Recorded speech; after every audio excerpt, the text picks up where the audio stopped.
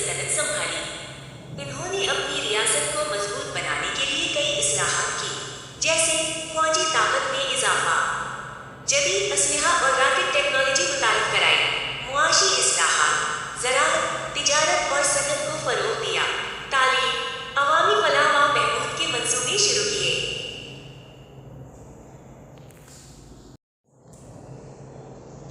बरतानिया के खिलाफ जंगे टीपू सुल्तान ने बरतानवी ईस्ट इंडिया कंपनी के खिलाफ 4 बड़ी जंगें लड़ी, जिन्हें मैसूर की जंगें कहा जाता है। वो अपने वालिद की तरह अंग्रेजों के खिलाफ सबसे बड़े मुज़ाहमतकार थे।